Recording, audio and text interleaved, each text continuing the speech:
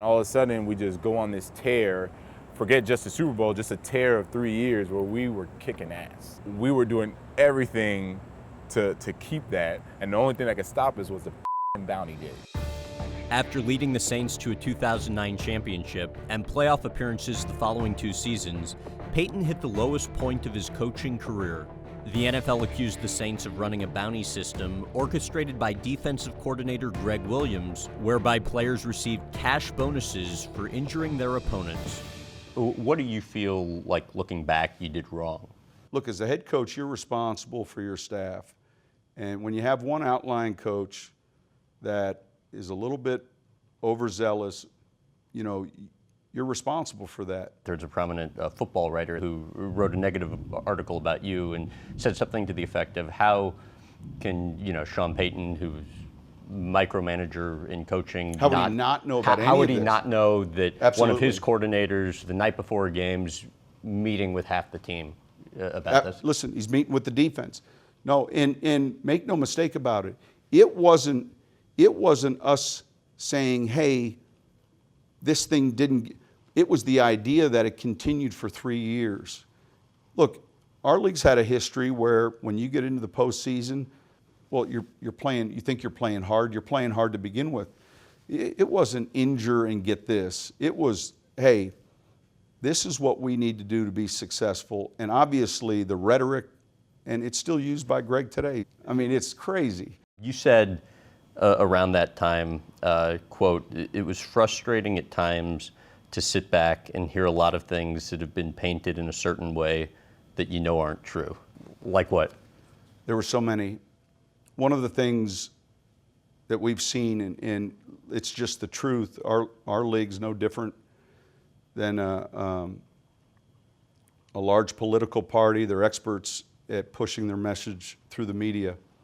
Look, it was in full force, it meaning the league, the machine, in pushing their message out early. When the NFL investigation comes out and and found that you initially lied when asked about the existence of it, and then instructed your, defensive assistants to lie, what was your reaction? It was brutal. It was such a rigged.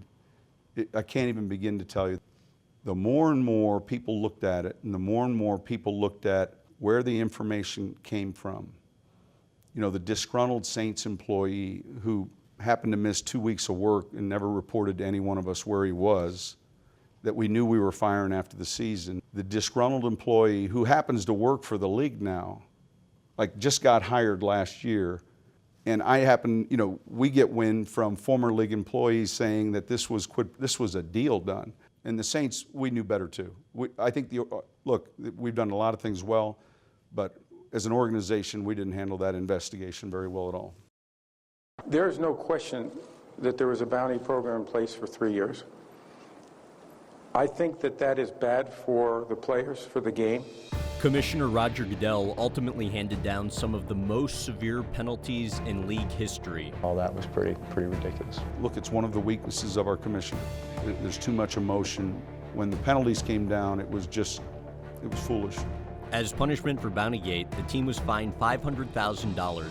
And among numerous staff and player suspensions, GM Mickey Loomis was suspended 8 games, linebacker Jonathan Vilma for the entire season, and Greg Williams indefinitely. Though some punishments were later reduced, Sean Payton's was not. And then I remember when Mickey called, and I said, what is it? And he said, well, you're suspended a year. And I was like, a year? You can't talk to anybody in the league. You can't talk to any coach. You can't talk to any player. It was unprecedented.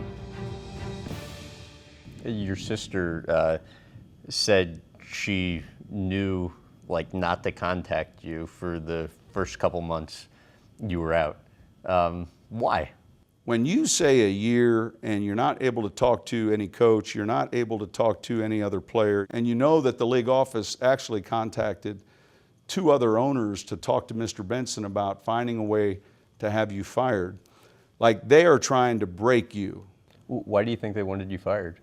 I just know that the late Mr. Benson, to his credit, came to me and said I had just gotten 2 calls from 2 other league owners, and I knew that came from the league office. I remember getting back that year, being at the owners' meetings, having a chance to go over to it would be normal to go over and say hello to another owner and another team, and having a chance to go over and say hello to the one owner and thanking him for all the support in a way where he looked and then said, "You're welcome," and then finding the other owner and doing the same thing, and it just felt good to sit back down.